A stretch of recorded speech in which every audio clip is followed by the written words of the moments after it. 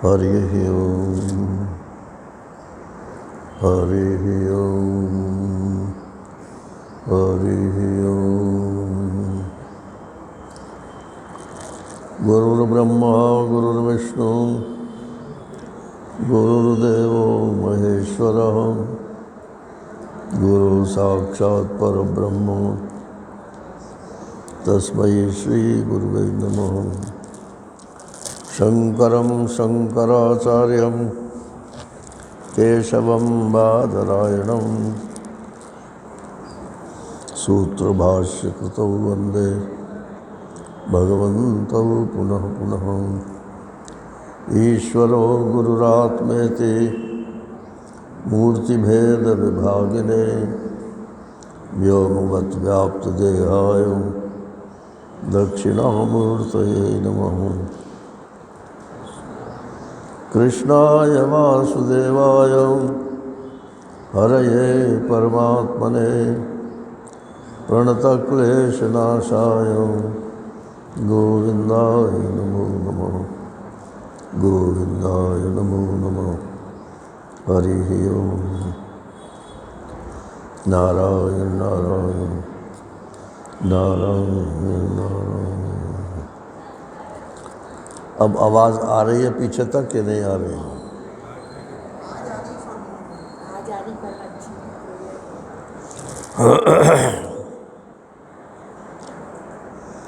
प्रसंग चल रहा है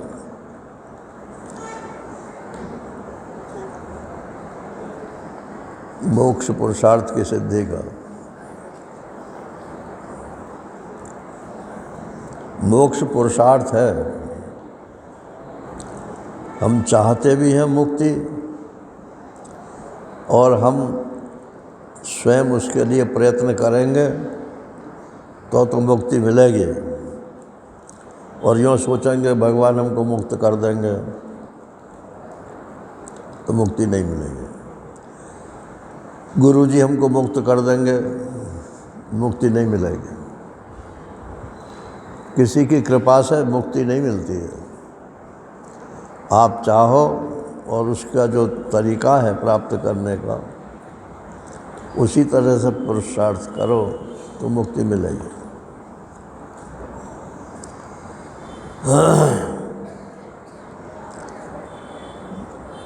आपको नहीं चाहिए तो कोई प्रॉब्लम नहीं है, लेकिन अगर चाहिए तो फिर आपको महाराज श्री कहते थे कि हम या हमारे भाई के पास जाना पड़ेगा। जो मुक्त हैं उन्हीं की शरण में जाना पड़ेगा। पहले जब ये चाय चली थी ना, समझो ये बात होगी, चली कब थी ये पता नहीं, लेकिन हम छोटे थे तो चाय का एडवर्टाइजमेंट आता था। ये बात होगी 1937-38 की। तो एक आना पैसा खर्च होता था, उसमें चाय जितनी तो चाय पियो, और एक चाय की पुड़िया घर के लिए मिल जाती थी, और आधा घंटे का सिनेमा दिखाया जाता था जिसमें चाय के गुणगान गाए जाते थे।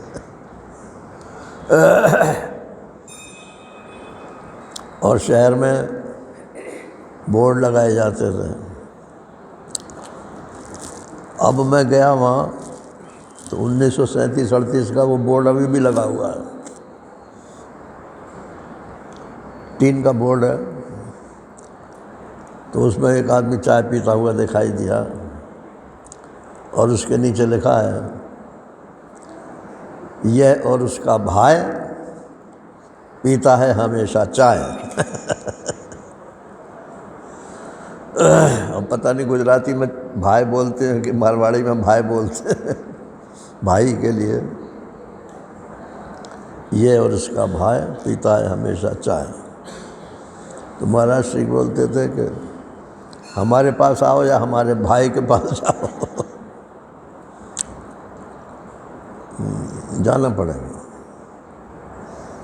घर बैठे कोई आ जाएगा तो आपका बड़ा सौभाग्य है भाई, मगर घर बैठे का आदर नहीं होता है।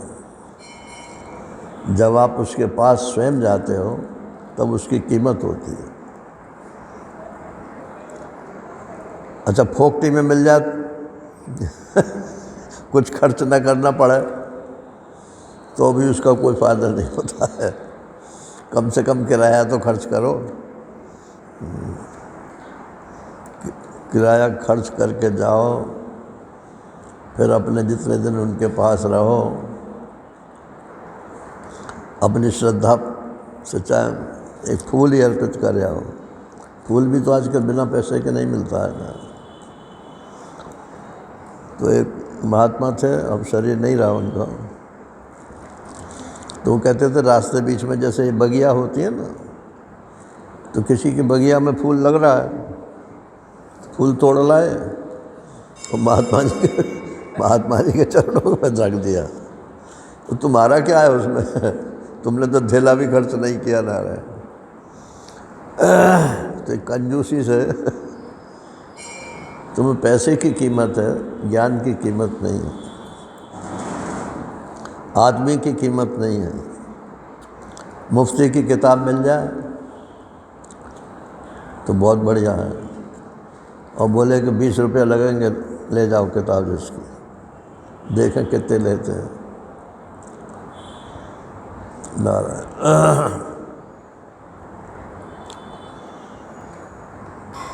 तो कीमत चुकानी पड़ती है हर चीज़ की। शादी में बहुत सुख है, लेकिन कितनी बड़ी कीमत चुकानी पड़ती है ये तो कोई शादीशुदा व्यक्ति समझ सकता है, चाहे वो स्त्री हो चाहे वो पुरुष हो। सारी ज़िंदगी की बधुआ मजदूरी है नारायण।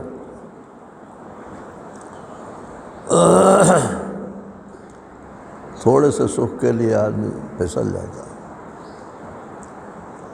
तो मोक्ष तदपि मोक्ष सुख सुन खगराई, रह न सके हरि भगत बिहाई।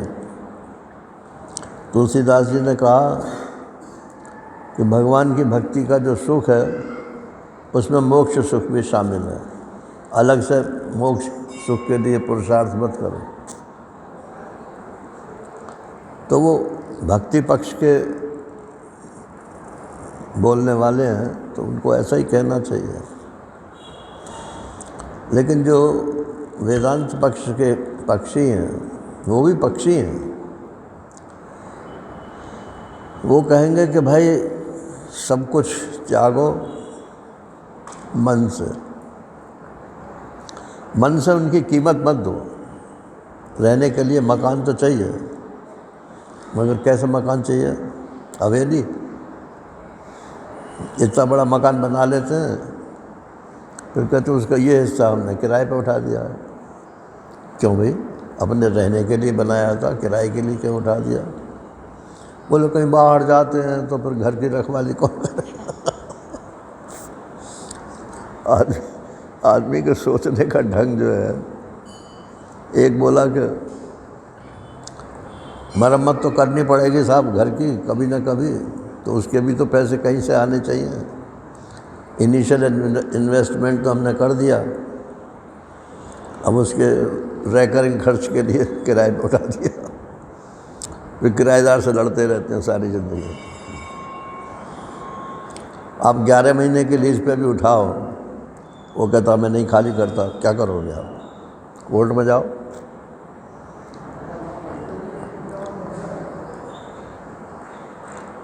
तो ये सब प्रलोभनों को त्याग करके मुझे मोक्ष चाहिए और कुछ नहीं चाहिए, छुटकारा चाहिए। काहे से छुटकारा चाहिए? जहाँ जहाँ मेरा बंधन है, पहले अपने बंधन को एक कागज़ पर लिखो, मेरा बंधन कहाँ है। जब आप लिखने बैठोगे ना तो आपको सूझेगा नहीं कि कहाँ बंधन है। ये तो ज़रूरी है,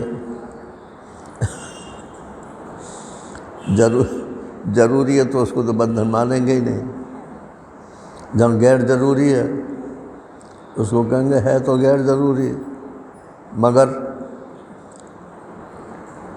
मगर में फिर सब कुछ आ जाता है। आपकी लिस्ट बन नहीं सकती है कि मैं कहाँ बंधा हुआ।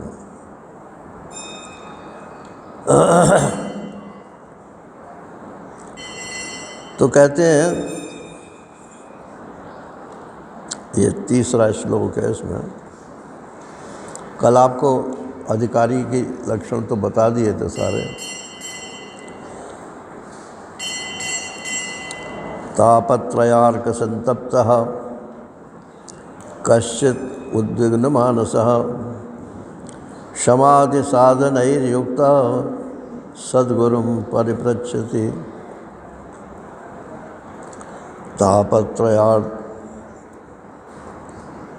तापत्रय अर्क माने सूर्य। जैसे सूर्य जब दोपहर का निकलता है तो आजकल कितनी गर्मी होती है, ये तो धूप में काम करने वाले समझते हैं। तो आदि भौतिक, आदि दैविक और आध्यात्मिक 3 प्रकार के ताप मनुष्य को सताते हैं। आध्यात्मिक माने शरीर के कष्ट,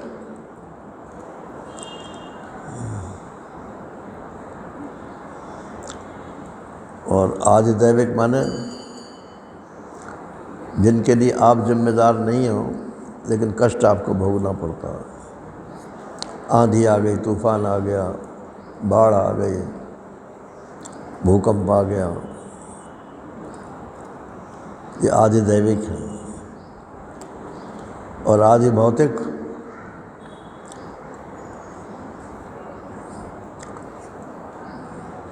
आप सड़क पर जा रहे हो, सामने से स्कूटर ने टक्कर मार दी। भूत भौतिक वस्तुओं से जो दुख प्राप्त होता है,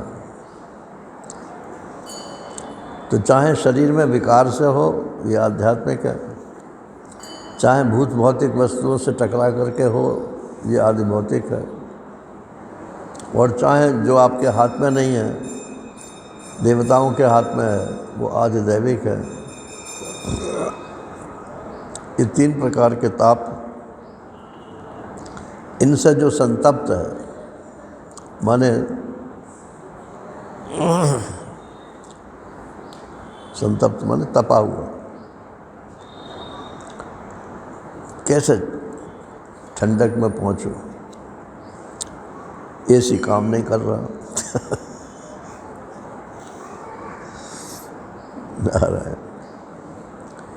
तो कम से कम ठंडक में तो पहुंच जाए। वो कश्चित, ये सबको ये सूझता नहीं है। किसी किसी को ऐसा होता है कि चारों तरफ से मेरे को तो कष्ट ही कष्ट है। उद्विग्न मानसः, और मन उसका उद्विग्न है। उद्विग्न माने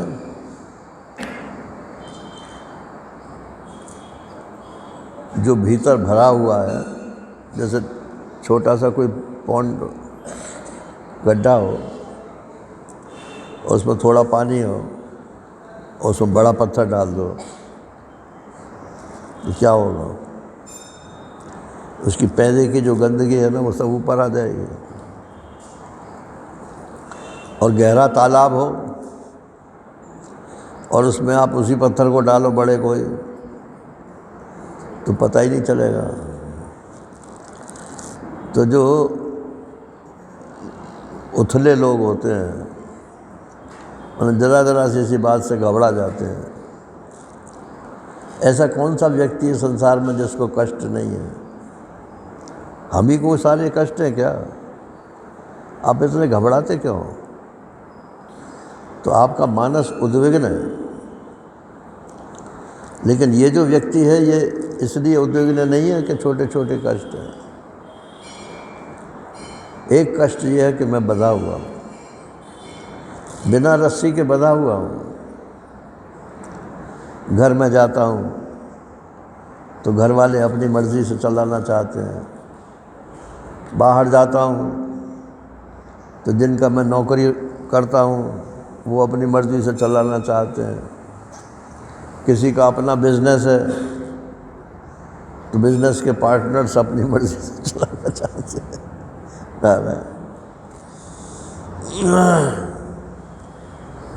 परम स्वतंत्र न सिर पर कोई, ऐसा तो कोई व्यक्ति है ही नहीं।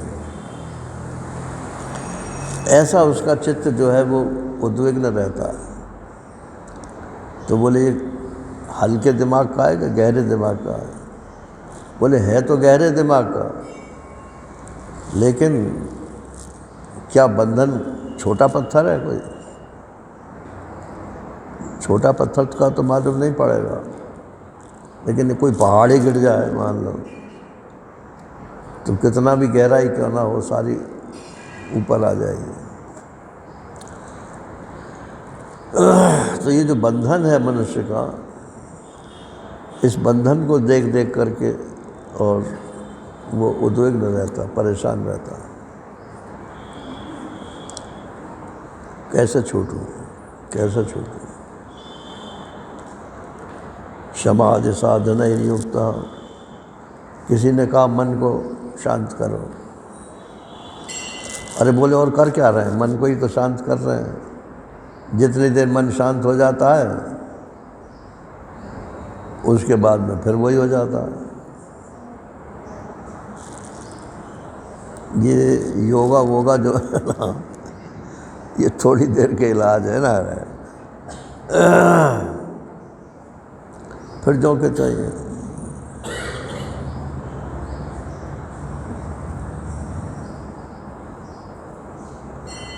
पूरे पातंजल योग दर्शन में आसन का एक सूत्र है बस, स्थिर सुखम आसनम। जिससे तुम्हारा सुख स्थिर हो, ऐसे बैठो, वही आसन है। सिद्धासन लगाओ कि पद्मासन लगाओ कि ये लगाओ कि वो लगाओ, ये योग दर्शन में नहीं है। ये तो जो हठ योग है उसके अंतर्गत है ये, वो सब मिक्सअप हो जाता है। और 84 आसन हो गए ना रहे, और अगर उनको देखो ना 84 आसन को, ये सब वही आसन है जो पशु लोग जिस तरीके से संतान उत्पन्न करते हैं जिन जिन आसनों से, नारायण वही आसन है। ये कुक्कुट आसन है, ये गर्भासन है, ये उष्ट्रासन है, नारायण।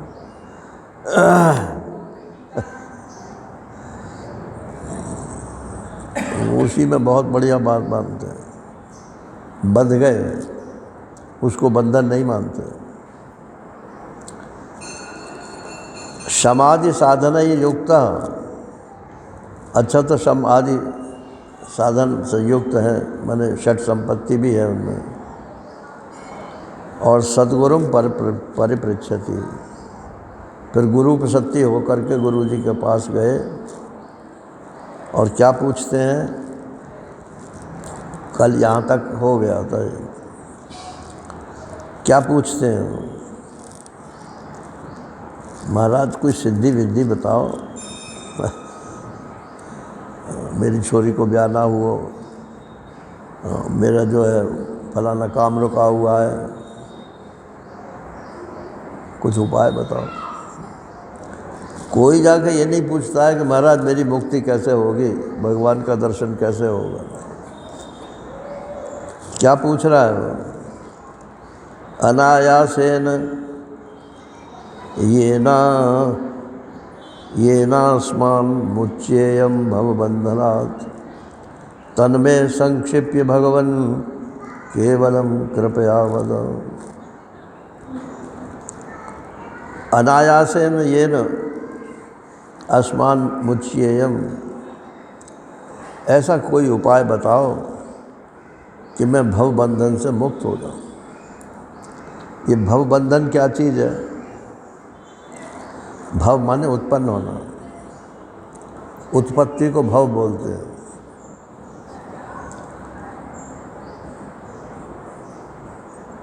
तो उत्पत्ति से मुक्त हो जाऊं तो मरने से भी मुक्त होंगे, तभी उत्पत्ति से मुक्त होंगे। बार बार जन्मना, बार बार मरना, यही भव बंधन है। अच्छा मान लो जन्म तो ना हो, फिर अब तो जो हो गया सो हो गया, अब आगे जन्म नहीं हो, लेकिन इतना भव बंधन नहीं है। उत्पन्न हो करके जो संसार में दुख सुख व्याप्ते हैं, इनसे भी मुक्ति होनी चाहिए। इसको जीवन मुक्ति बोलते हैं नारायण। तो मरने के बाद हमारा पुनर्जन्म ना हो, और जब तक जिए तब तक हम मुक्त रहें, सुख दुख के चक्कर में न फंसे। यही भव बंधन है।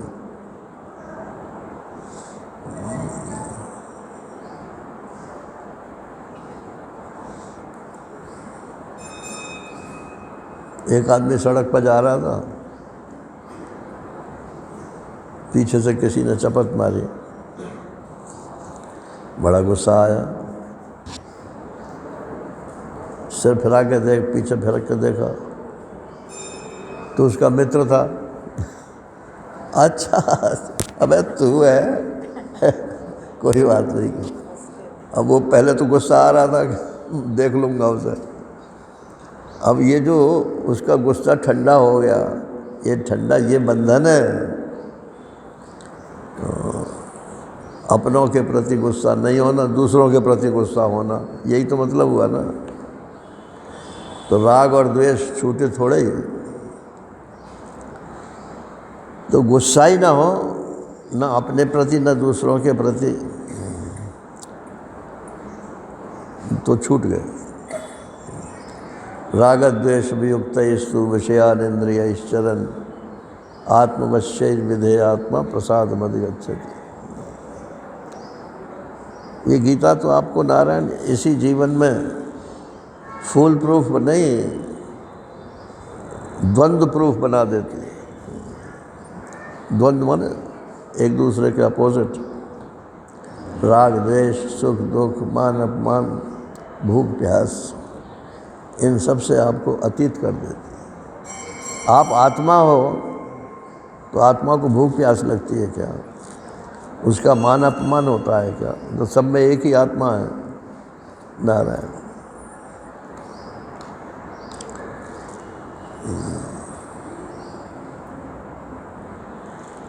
तो कहते हैं कि ऐसा कोई उपाय बताओ कि मैं भव बंधन से मुक्त हो जाऊं। तो दो पार्ट हुए ना भव बंधन के। एक तो जीते जी हम दुख सुख के द्वंद्व से मुक्त हो जाएं, और एक शरीर छोड़ने के बाद फिर दूसरा शरीर ग्रहण न करें। अच्छा मान लो शरीर दूसरा ग्रहण कर लिया तो क्या होगा? ये शरीर प्रारब्ध से मिलता है, और प्रारब्ध में सुख दुख के हेतु होते ही हैं। आप चाहो कि हम जन्म तो लें और हमें कोई सुख ना हो, कोई दुख ना हो, ऐसा हो ही नहीं सकता।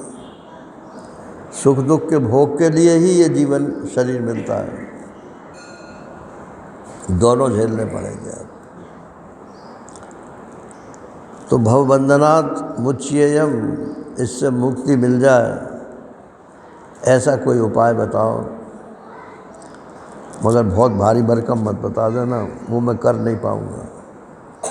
अनायासेन, जिसमें ज़्यादा मेहनत ना हो। लेकिन महाराज श्री हमारे जो है वो कहते थे कि ये आदमी ठीक नहीं है। जो आदमी हल्का साधन पूछता है उसको फल नहीं चाहिए, वो तो कुछ मेहनत ना करनी पड़े। लेकिन अनायास का मतलब ये नहीं है, अनायास का मतलब है जिसका फल निश्चित हो। अब मेहनत तो बहुत करी और फल उसका निश्चित है ही नहीं, तो ऐसे मेहनत करने से क्या फ़ायदा। अनायासेन, बहुत अधिक परिश्रम के बिना जिसके द्वारा भवबंधन की मुक्ति हो जाए, उसको आप कृपा करके बताओ। तन में संक्षिप्य भगवन, संक्षेप से बताइएगा, पता नहीं ये प्राण कब निकल जाए।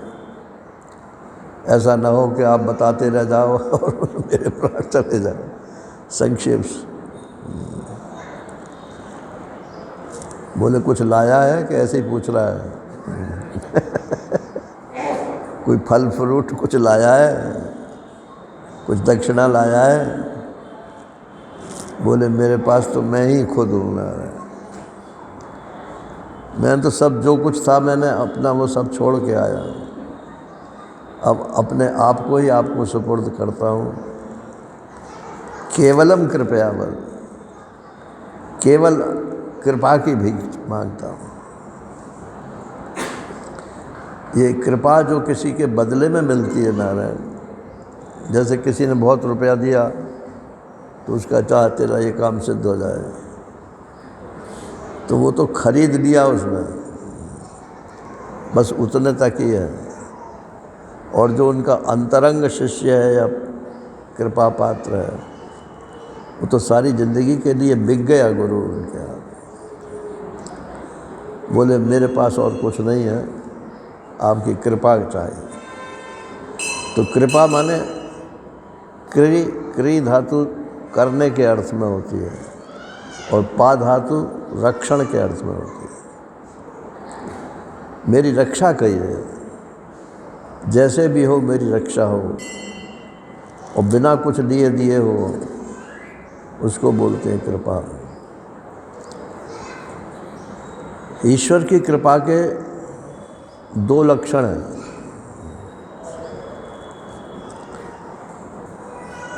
अगर आपको गुरु की प्राप्ति नहीं हुई है तो वो दो लक्षण हैं, गुरु की प्राप्ति और संसार से वैराग्य।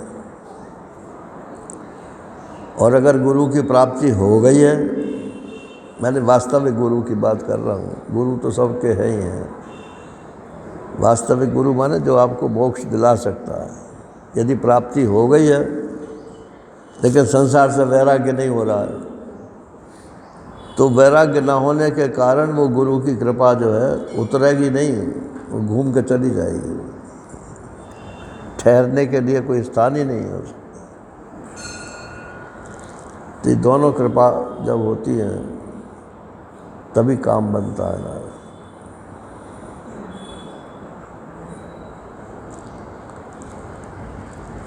तो केवलम कृपयावद, केवल कृपा करके आप मुझे को संक्षेप से बताइए मैं इस भव बंधन से कैसे मुक्त हूँ। अब गुरुजी कहते हैं कि शाबाश बेटा शाबाश, ऐसा प्रश्न तो कोई कोई करता है, नहीं तो सब रिद्धि सिद्धि की बात करते हैं। महाराज हमको ये मिल जाए, हमको ये मिल जाए, हमको ये मिल जाए। अच्छा सुनो, मैं तुम्हारे प्रश्न का उत्तर देता हूँ। अब ये छठा श्लोक बोल रहा हूँ। तत्त्वमस्यादिवाक्योत्थम यज्जीव परमात्मनो तादात्म्य विषयम ज्ञानम तदिदम मुक्ति साधनम। तुम मुक्ति चाहते हो ना? हाँ जी, मुक्ति चाहते हो। काहे से मुक्ति चाहते हो? भव बंधन से मुक्ति चाहता हूँ। ठीक है, तो उसका साधन शास्त्र में एक ही है, दूसरा नहीं। बाकी सब उपसाधन हैं, मुख्य साधन एक ही है। जैसे मान लो आपको फ़्लाइट पकड़नी है, तो जहाँ जाना है उसकी फ़्लाइट जो है वो तो मुख्य साधन है, लेकिन एयरपोर्ट पहुँचोगे कैसे? तो गाड़ी से जाओ, ऑटो से जाओ, ये सब उपसाधन हो गए। तो ऐसे ये कर्म है, उपासना है, योग है, ये सब उपसाधन है। लेकिन जो फ्लाइट है वो तो ये ज्ञान ही है नारायण, तत्व ज्ञान है। इसमें रिजर्वेशन नहीं होता है, फर्स्ट कम फर्स्ट सर्व। हाँ, आपकी सीट रिजर्व नहीं है इसमें, पहले पहुंच जाओ सीट मिल जाएगी।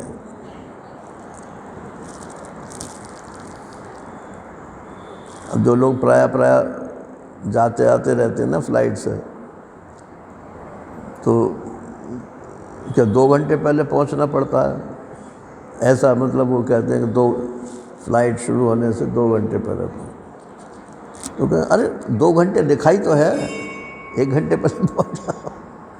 1 घंटे पहले करोगे क्या भाई? घर में बैठे रहेंगे। तो घर घुसाऊ लोग जो है वो 2 घंटे के 1 घंटे कर देते हैं। ऐसे ही ये जो उपसाधन है इन्हीं में लगे रहते हैं। अरे जल्दी से जल्दी इनको उपसाधन से पहुँचो, टाइम से पहुँचो। और सीट रिज़र्व है नहीं, अपनी सीट रिज़र्व जाकर बैठ जाओ। आराम से ही तो बैठना है, घर पर ना बैठे, वहाँ जाकर बैठ गए जा रहे हैं। तो कहते हैं मुक्ति साधनम क्या है कि तत्वमस्यादि वाक्योत्थम। ये जो महावाक्य है तत्वमसि आदि, ये उपनिषदों में 4 महावाक्य माने जाते हैं। एक होते हैं अवान्तर वाक्य और एक होते हैं महावाक्य।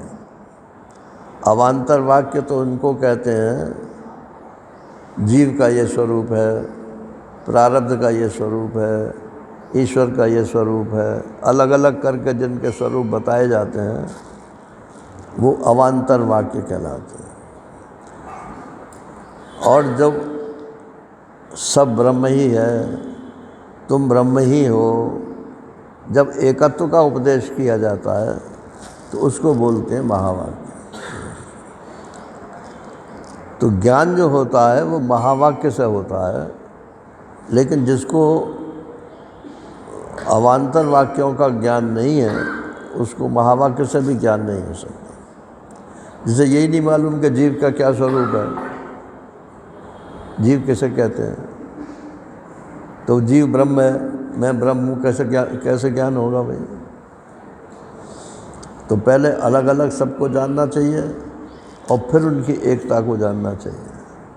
तो जो एकता सूचक वाक्य हैं उनको महावाक्य बोलते हैं।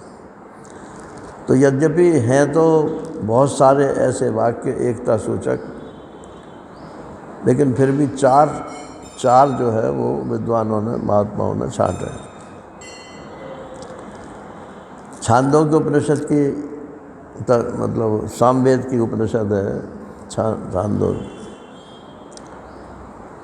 उसमें आरुणी एक ऋषि हैं, उनका बेटा है श्वेत केतु, उसका नाम है श्वेत केतु माने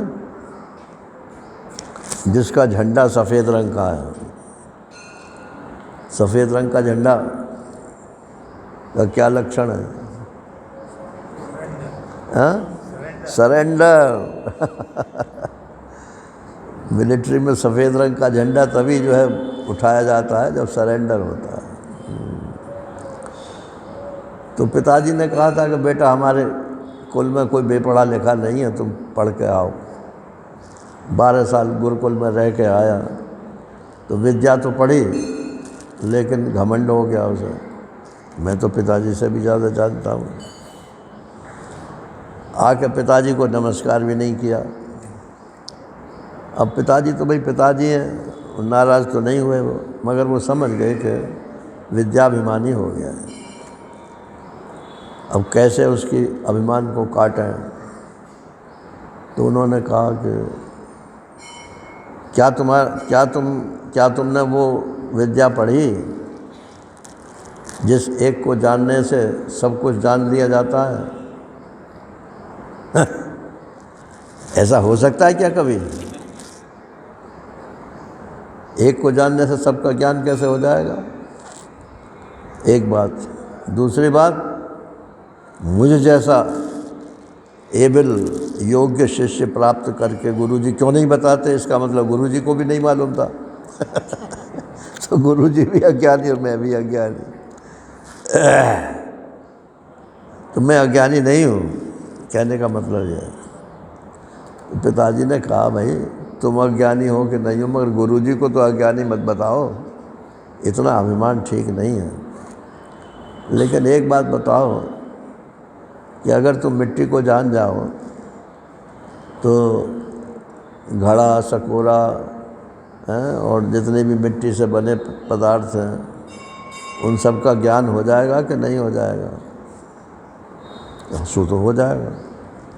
अच्छा, लोहे को जान जाओ तो लोहे से बने जितने हथियार हैं उन सब का ज्ञान हो जाएगा कि नहीं हो जाएगा? कि हाँ, हो जाएगा। सोने को जान जाओ तो सब आभूषणों का ज्ञान हो जाएगा कि नहीं हो जाएगा? क्या हो जाएगा?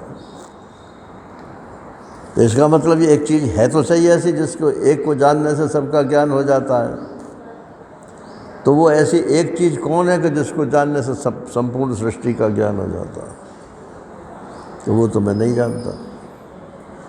तो जानो सब, उसके बिना तो सब विद्या अधूरी है। तब फिर वो कहता, पिताजी गुरुजी तो नहीं जानते होंगे। वो उसको डर लगा कि कहीं फिर दोबारा गुरुकुल न भेज दें मुझे। 12 साल तो जैसे तैसे काट के आया हूँ। बोले आप ही मेरे गुरु बन जाओ। फिर उन्होंने उपदेश किया। आखिर में वो उपदेश 9 बार उपदेश किया और 9 बार के अंत में 9वीं बार उन्होंने कहा कि श्वेतकेतु तत्त्वमसि, वो तुम ही हो, तुम अपने आप को पहचानो, तुम क्या हो। ये हड्डी मांस चाम का पुतला जो है ये श्वेतकेतु नहीं है। इसके अंदर जो चैतन्य आत्मा है वो वही है जो इस आकाश का आत्मा है, जो इस धरती का आत्मा है, जो सारी सृष्टि का आत्मा है, जो सब देवताओं का आत्मा है। उस एक को जान लेने से सबका ज्ञान हो जाता है। तो ये तत्वमसि महावाक्य जो है ये वहाँ 9 बार छांदोग्य उपनिषद में आता है।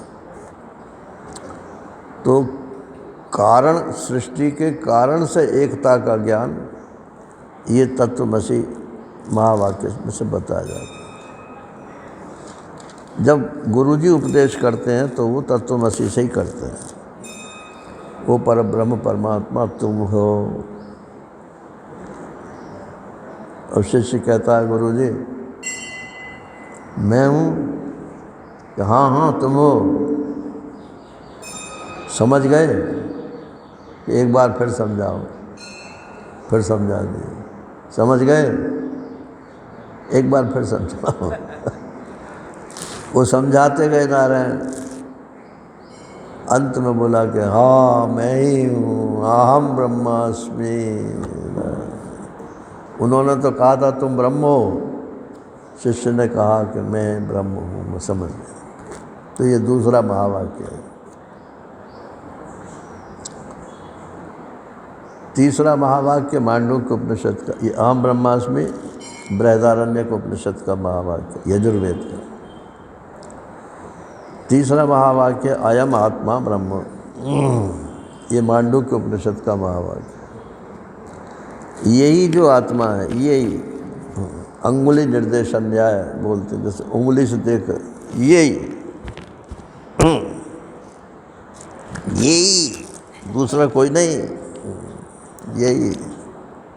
यही ब्रह्म है। अब कैसे ब्रह्म है तो ये पूरा मांडूक्य उपनिषद सुनाया उन्होंने। और गौड़पादाचार्य जी महाराज ने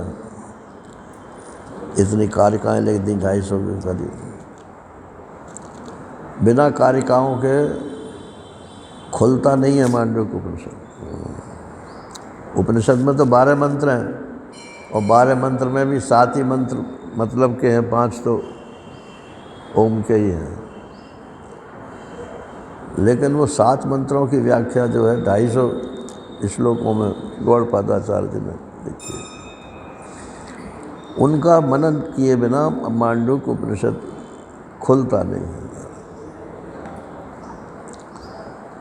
तो ये तीसरा महावाक्य अयम आत्मा ब्रह्म। चौथा महावाक्य है प्रज्ञानम ब्रह्म। ये अयम आत्मा ब्रह्म ये अथर्ववेद का है और प्रज्ञानम ब्रह्म ये ऐत्रेय उपनिषद का है, माने ऋग्वेद का है।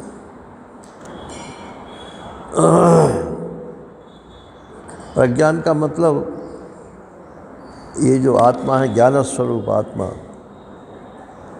इसकी किरणें जो हैं वो चारों तरफ फैल रही। जैसे सूर्य है तो सूर्य किरणों का सूर्य है या सूर्य की किरणें हैं? सूर्य की किरणें, सूर्य की किरणें। ऐसे ही आत्मा की किरणें, तो प्रज्ञान शुद्ध ज्ञान स्वरूप जो आत्मा है उसकी जो किरणें हैं, क्या किरणें हैं? अज्ञान। अज्ञान माने मिथ्या ज्ञान समझ लो, है तो ज्ञान ही ना। अरे जब हम रस्सी को सांप जानते हैं तो ज्ञान तो हो ही रहा है ना रस्सी का, लेकिन मिथ्या ज्ञान हो रहा है। तो मिथ्या ज्ञान भी ज्ञान है। तो एक किरण तो ये हो गई ना। एक संज्ञान, कॉग्निशन आजकल बहुत चलता है। अधिकारी लोग, पुलिस वाले बोलते हैं ये घटना हमारे संज्ञान में नहीं है। मतलब टालम टूल के लिए बोलते हैं ये घटना हमारे संज्ञान में नहीं है, मतलब किसी ने रिपोर्ट नहीं की, ये मतलब है। तो अज्ञान, संज्ञान, प्रज्ञान, विज्ञान, इन सब में ज्ञानी ज्ञान तो है। तो ज्ञान जो है वो तो सूर्य है, नारायण, और ये सब इसकी किरणें हैं। तो चारों तरफ यही तो फैला हुआ है, ज्ञान के अलावा और क्या है? बोले ये पुस्तक है। पुस्तक है कि पुस्तक का ज्ञान हो रहा है? पुस्तक है तो सत्ता हो गई, और पुस्तक है ये कहाँ ज्ञान कहाँ हो रहा है? बाहर हो, पुस्तक में हो रहा है या आपके भीतर हो रहा है? भीतर हो रहा है ना। तो भीतर तो ज्ञान ही ज्ञान है, और तो कुछ है नहीं। तो संसार में जितनी वस्तुएं हैं वो सब ज्ञान स्वरूप। तो प्रज्ञानम ब्रह्मो, ये जीवन मुक्ति का सूत्र है। तो ये 4 महावाक्य माने जाते हैं। तो यहाँ ये कह रहे हैं गुरु जी महाराज कि उपदेश कर रहे हैं ना, तो कह रहे हैं कि तत्वमसि आदि, आदि कह करके 4 महावाक्य हो गए। तत्वमसि आदि, तत्वमसि अहम ब्रह्मास्मि, और अयमात्मा ब्रह्म, और प्रज्ञानम ब्रह्म। वाक्योत्थम, ये 4 महावाक्य से उत्थित माने उत्पन्न, यद जीव परमात्मनो तादात्म्य विषयम, जीव और परमात्मा के तादात्म्य माने एकता का ज्ञान का जो विषय है, तद इदम मुक्ति साधनम, बस उसी से मुक्ति होती है। अब ये सूत्र बता दिया। अब ये कैसे होगा, यही सारी किताब का लक्ष्य है। तत्वमस्यादिवाक्योत्थम यज्जीव परमात्मनो तादात्म्य विषयम ज्ञानम तदिदम मुक्ति साधनम। अब शिष्य कहता है प्रभु मुझे तो आप बेवकूफ़ समझो। भाई बेवकूफ़ कैसे हो, तुम इतना बढ़िया प्रश्न कर रहे हो। कि नहीं, मैं शब्दों का अर्थ ज़रा कम समझता हूँ। अब आजकल भी अंग्रेज़ी तो खूब समझते हैं क्योंकि शुरुआती नर्सरी से अंग्रेज़ी में ही होती है, तो इंग्लिश के इक्विवेलेंट तो सब समझ जाएंगे। एक बच्चा आया तो वहाँ से मैसूर से आया था तो इधर का यूपी का ही। तो बच्चा आया, मैंने उससे पूछा, मन के बेटा कौन सी क्लास में पढ़ते हो? पहले चुप रहा, फिर मैंने के शायद नहीं सुना हो। मैंने कौन सी क्लास में पढ़ते हो? तो बोले 5वीं में। तो उसकी माँ बोली कि 5th नहीं कह सकता था क्या? तो वो क्या बोलता है, मम्मी ये यूपी है, यहाँ अंग्रेजी नहीं समझेंगे।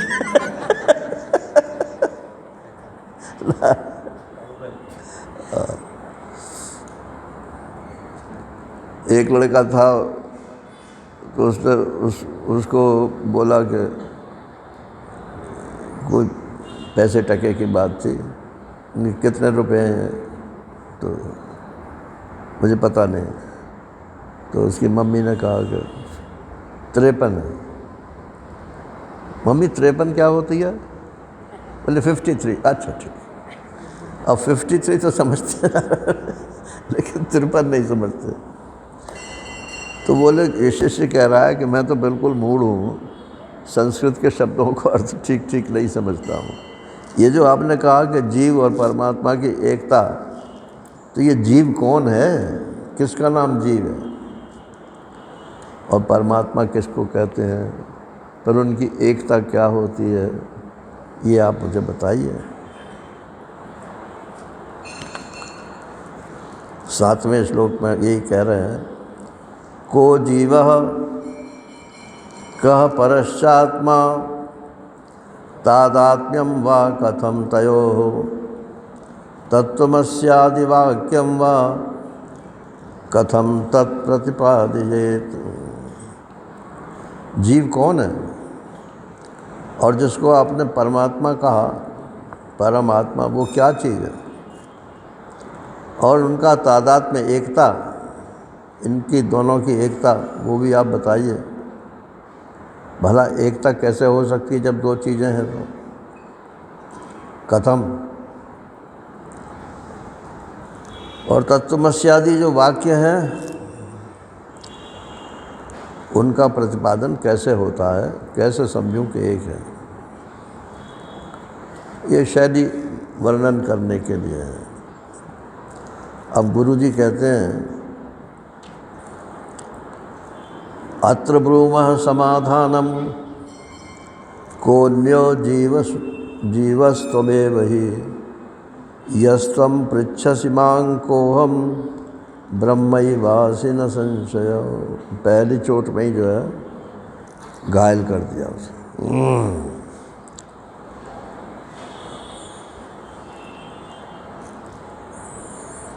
को अन्यो जीवा, अरे तू पूछ रहा है कि जीव कौन है? तो तू ही जीव है, और कौन जीव है? कोई तेरे से भिन्न जीव नहीं है जिसकी यहाँ चर्चा हो रही है। बोले मैं जीव? हाँ। यह त्वम पृच्छसि, ये जो पूछ रहा है ना कि को हम, मैं कौन हूँ, इसी को मैं जीव बोल रहा हूँ।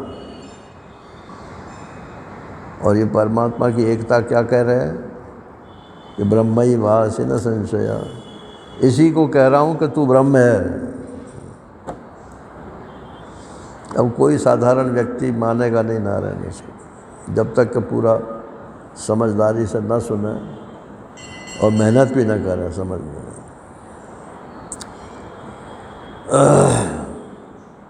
अब हम तो चूँकि साइंस के विद्यार्थी रहे, तो हमारी तो शैली यही रहती है कि सुनो और समझो किताब में, और फिर लिखो। लिखने से बात स्पष्ट हो जाती है, और ऐसे लिखो जैसे हम किसी को पढ़ा रहे हो, तो और ज़्यादा स्पष्ट हो जाती है। और बिना लिखे हुए यदि आप पढ़ाओगे तो उसमें स्पष्टता नहीं होगी। ज़्यादातर जो घर से पढ़ के नहीं आते ना टीचर, जबर साहब तो अनुभवी हैं, ये भी जानती हो उनकी श्वेता भी। जो लोग घर से पढ़ के नहीं आते टीचर, वो ऐसे ही क्लास में टाइम पूरा कर देते हैं।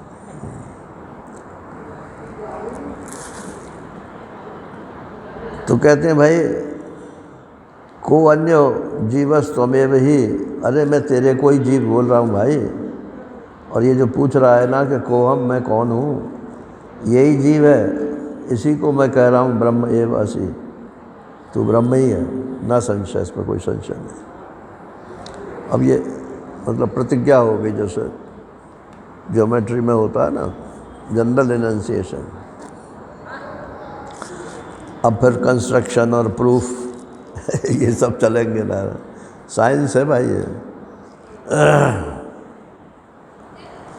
तो शिष्य कहता है पदार्थमेव जानामि न अद्यापि भगवन् स्फुटम अहम ब्रह्मेति वाक्यार्थम प्रतिपद्ये कथम वदो। अरे आप तो कहते हो कि मैं तेरे कोई ब्रह्म बता रहा हूँ, लेकिन मैं तो जीव शब्द का ही अर्थ नहीं जानता हूँ, ब्रह्म शब्द का अर्थ ही नहीं जानता हूँ, तो दोनों की एकता मेरे को कैसे समझ में आएगी। मुझे तो आप बिल्कुल ABC से बताओ, जीव किसे कहते हैं, ब्रह्म किसे कहते हैं, और किस अर्थ में जीव और ब्रह्म की एकता है, ये मुझे स्पष्ट रूप से बताइए। अब गुरुजी कहते हैं कि अच्छा पहले एक बात मेरी मान लो,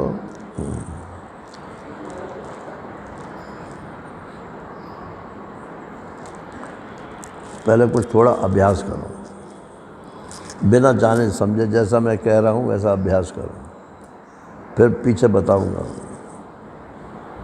शास्त्रों में नारायण होशियार, खबरदार, सो मत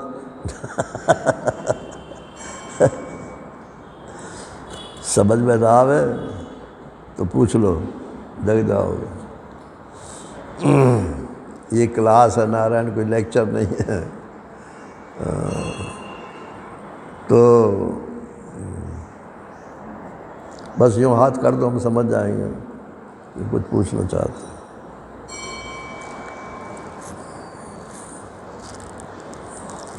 मेरे कहने से तुम एक बात मान लो, क्या?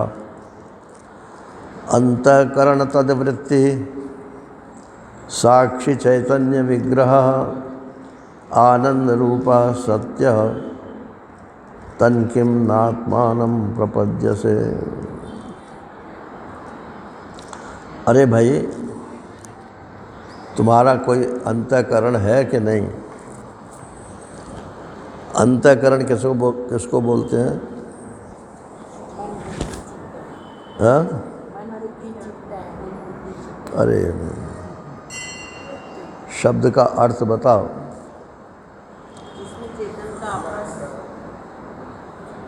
अंतःकरण माने भीतर का औजार, करण माने यंत्र।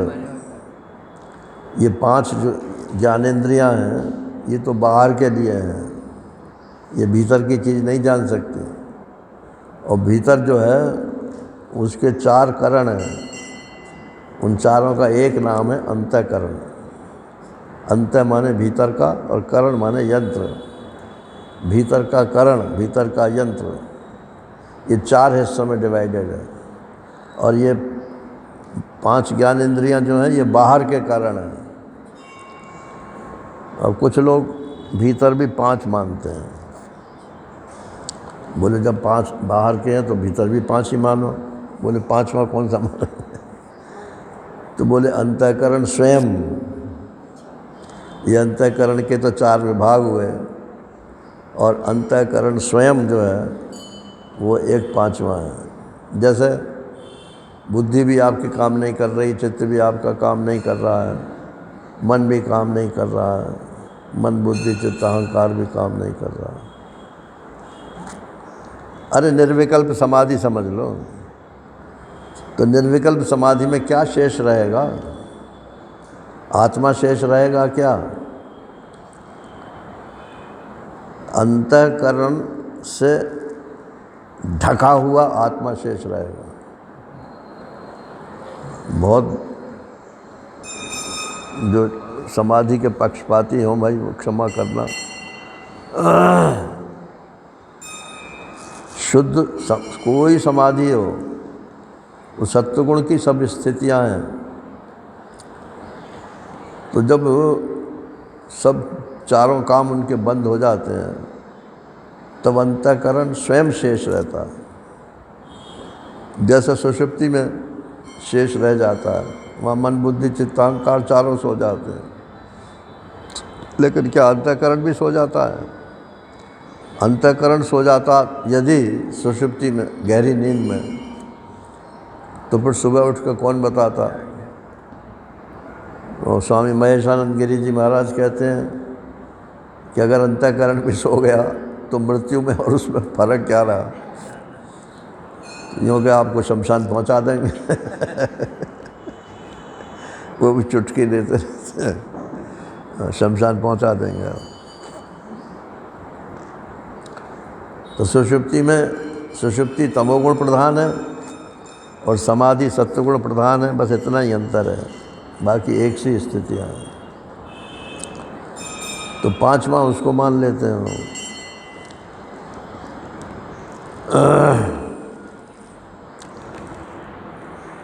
तो अंतःकरण और तद्वृत्ति, अंतःकरण की वृत्ति माने व्यापार। अंतःकरण में 4 वृत्तियां हैं, ये मन बुद्धि चित्त अहंकार की 4 वृत्तियां हैं। तो मन का क्या काम है? संकल्प विकल्प करना। बुद्धि का क्या काम है? निश्चय अनिश्चय करना। चित्त का क्या काम है? स्टोर करना जो कुछ भी भीतर आ जाए। और अहंकार का क्या काम है? सब में अपनी धाक जमा देना, मैंने किया मैंने किया मैंने किया शहर है। किया तो बहुत लोगों ने मिलकर, लेकिन नेता कहता है मैंने किया। अब जितने भी ये चुनाव के वो थे प्रवचन लोग करते थे, मोदी जी ने ये किया, मोदी जी ने ये किया, जबकि मिनिस्ट्रीज का बेचारे को कोई नाम ही नहीं लेता। तो ये तो 4 मिनिस्ट्री थी, तो इनका नाम नहीं लेते। वो अहंकार सबसे कहता मैंने किया।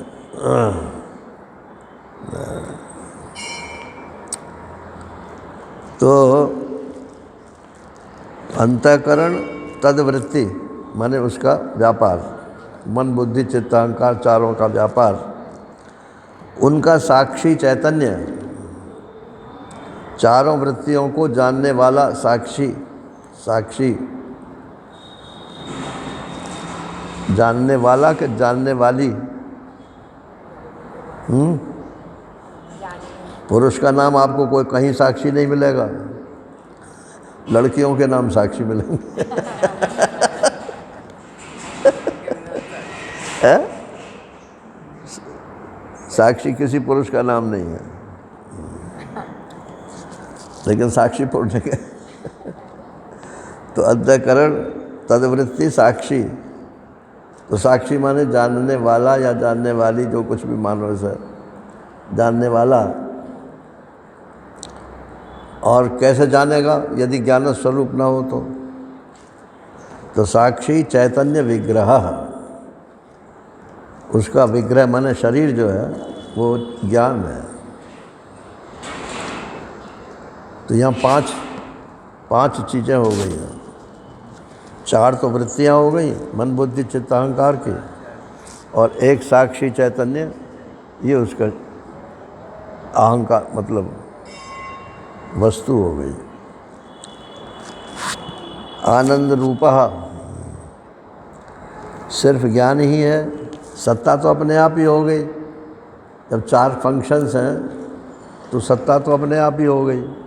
और ज्ञान ये चैतन्य विग्रह है, इसलिए ज्ञान स्वरूपता भी हो गई। अब रह गया आनंद। तो कहते हैं आनंद रूपः सत्यम सन, आनंद रूप भी है। क्यों भाई आनंद रूप कैसे है?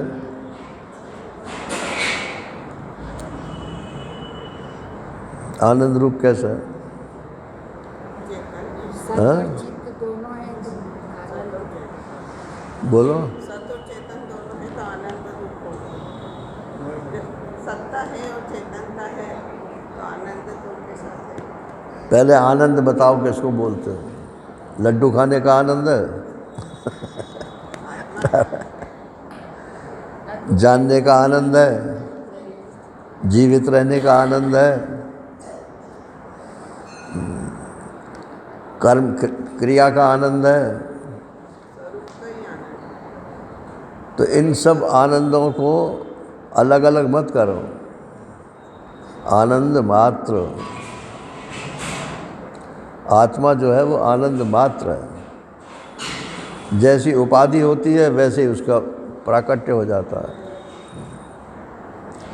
अगर जीभ मतलब लड्डू खाओगे तो वो जीभ बताएगी कैसा है।